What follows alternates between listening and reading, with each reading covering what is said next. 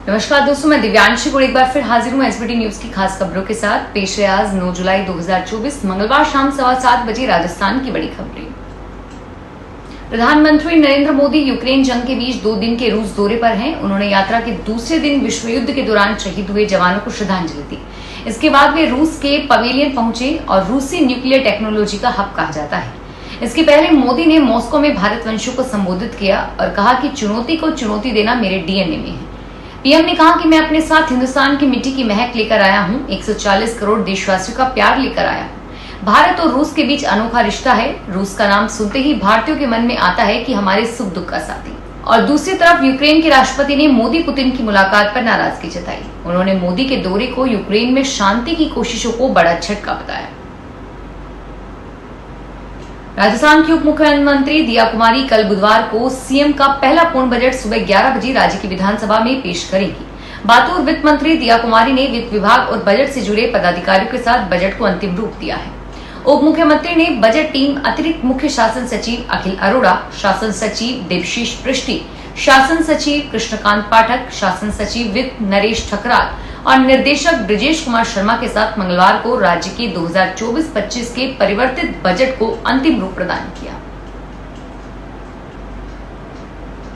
बाबा खाटू श्याम का कल तिलक होगा और तिलक के चलते मंदिर में दर्शन आज रात 10 बजे से बंद हो जाएंगे, जो कल 10 जुलाई की शाम 5 बजे तक शुरू होंगे।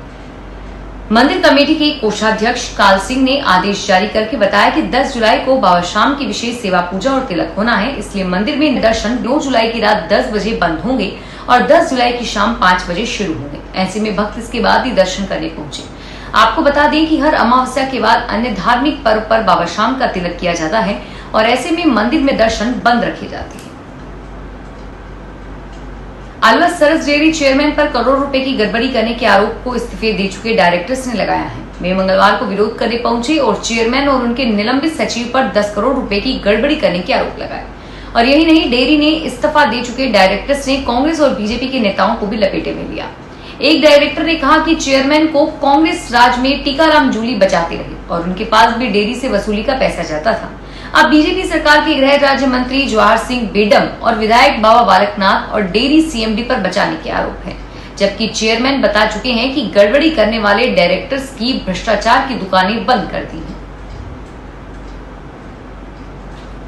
राजस्थान के पूर्व मुख्यमंत्री एवं कांग्रेस के वरिष्ठ नेता अशोक गहलोत ने कहा है कि प्रधानमंत्री नरेंद्र मोदी रूस में आयुष्मान भारत को दुनिया की सबसे बड़ी स्वास्थ्य बीमा योजना बताकर वाहवाही लेने की कोशिश कर रहे हैं, परंतु सत्य है कि आयुष्मान योजना से देश के केवल 40% परिवारों को ही महज 5 लाख रुपए तक के इलाज की सुविधा मिलती है, जो कि गंभीर बीमारियों के इलाज के लिए नाकाफी है।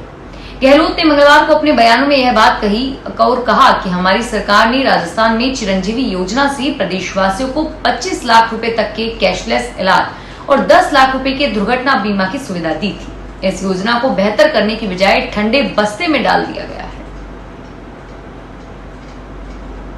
कांग्रेस के राष्ट्रीय महासचिव और टोंक से विधायक सचिन पायलट आज 9 जुलाई को टोंक पहुंचे और देवली भांची में हेड कांस्टेबल खुशीराम के घर पर श्रद्धांजलि दी।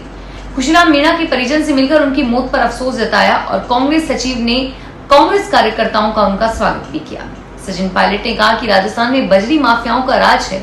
भजनलाल सरकार कानून व्यवस्था के मामले में विफल रही और उन्होंने कहा कि सरकार हाथ पर हाथ रखकर बैठी है। सरकार को माफियाओं के खिलाफ सख्त कार्रवाई करनी चाहिए और उन्होंने कहा कि वे विपक्ष में हैं, गैर कानूनी काम करने वालों के खिलाफ सख्त कार्रवाई करने के लिए सदन में पूरी बात रखेंगे। झुंझुनू पुलिस और प्रशासन ने संयुक्त कार्रवाई करते हुए मंगलवार को हिस्ट्री शीर्षक अवैध मकान को ध्वस्त कर दिया। सिंगाना थाड़ी के हार्डकोर अपराधी अभय सिंह के चितोसा गांव में बने अवैध निर्माण पर बुलडोजर चलाया।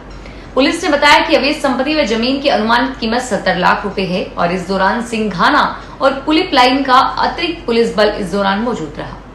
डिप्टी एसपी नोहा ने बताया कि अजय सिंह सिंघाना थाने के खिलाफ हिस्ट्री शीटर है और उसके खिलाफ 25 से ज्यादा मामले दर्ज हैं। उसने अपने गांव चितोसा में अवैध निर्माण कर रखा था और जिसे नोटिस भी दिया गया था, लेकिन उसकी ओर से कब्जा नहीं हटाया गया।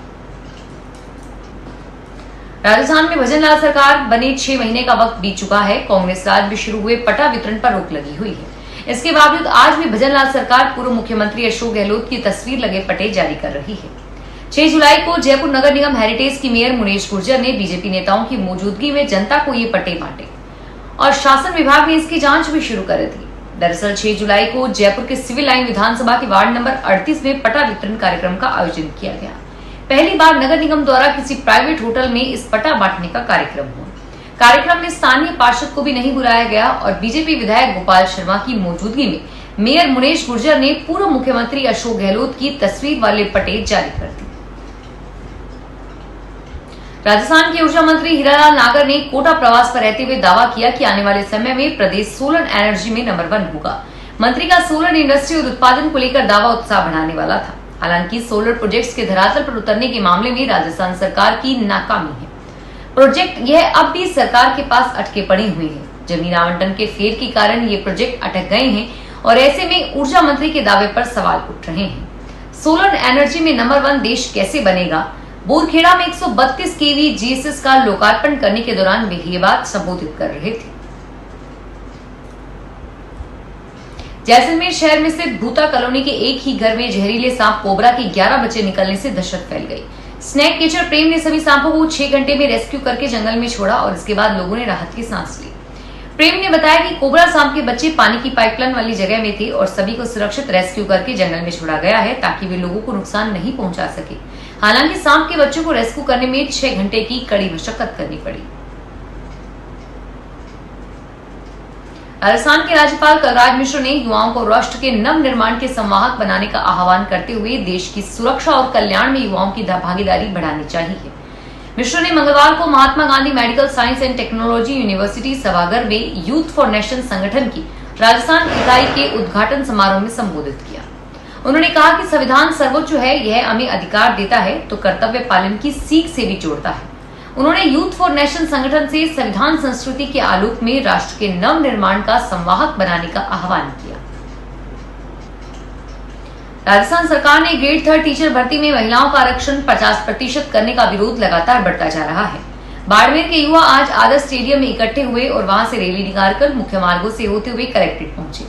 हाथों में 50% महिला आरक्षण हटाओ लिखी तख्तियां लेकर सरकार के खिलाफ नारेबाजी की। युवाओं का कहना है कि इस आरक्षण में पुरुष युवाओं का हक मारा जा रहा है। जैसलमेर शहर की पुलिस लाइन कच्ची बस्ती में प्रवेश की मुख्य सड़क पर नगर परिषद के अतिक्रमण हटाओ दस्ते ने अतिक्रमण हटाने की कार्रवाई की। इस दौरान सड़क पर बने मकानों और दुकानों को हटाया गया। इस दौरान लोगों ने अतिक्रमण हटाने की कार्रवाई का विरोध किया, लेकिन पुलिस की मौजूदगी द्वारा लोगों को समझाने पर उन्होंने अतिक्रमण खुद ही हटाने शुरू किए। गौरतलब है कि पुलिस लाइन कच्ची बस्ती के मुख्य 60 फीट चौड़े मार्ग पर पिछले 15 से 20 साल से कच्चे पक्के कब्जों पर नगर परिषद का पीला पंजा चला। सोमवार से शुरू हुई इस कार्रवाई को मंगलवार को जारी रखा गया। इस दौरान कई पक्के मकान और दुकानें मौके से हटाई गई। राजस्थान में चित्तौड़गढ़ जिले में हरित चित्तौड़गढ़ वृक्षारोपण अभियान के तहत 11,44,000 से अधिक पौधे लगाए जाएंगे। जिला कलेक्टर ने मंगलवार को वृक्षारोपण अभियान को लेकर अधिकारियों के साथ बैठक की। बैठक में आवंटित लक्ष्यों में अब तक लगाए गए पौधों और उनकी फेसिंग आदि को लेकर विस्तृत चर्चा करके दिशा निर्देश दिए गए। राजस्थान में दिल्ली मुंबई रेल मार्ग पर मंगलवार सुबह भरतपुर बयाना सेक्शन के केलादेवी स्टेशन पर पश्चिम एक्सप्रेस रेलगाड़ी के इंजन में खराबी आने से इस रेल मार्ग के डाउन ट्रैक पर 1 घंटे से भी अधिक समय तक रेल यातायात प्रभावित रहा। बाधित होने से क्रांति राजधानी एक्सप्रेस को भी 1 घंटे तक बयाना के साराबाद स्टेशन पर रुकना पड़ा। मुंबई से दिल्ली जा रही पश्चिम एक्सप्रेस रेलगाड़ी के इंजन का पावर फेल हो जाने से भीषण उमस भरी गर्मी में सैकड़ों यात्रियों को परेशानी का सामना करना पड़ा और बाद में ट्रेन का इंजन ठीक होने के बाद ट्रेन अपने गंतव्य की तरफ रवाना हो गई। फिलहाल इस बुलेटिन में इतना ही और फिर हाजिर होंगे तमाम बड़ी खबरों के साथ। धन्यवाद।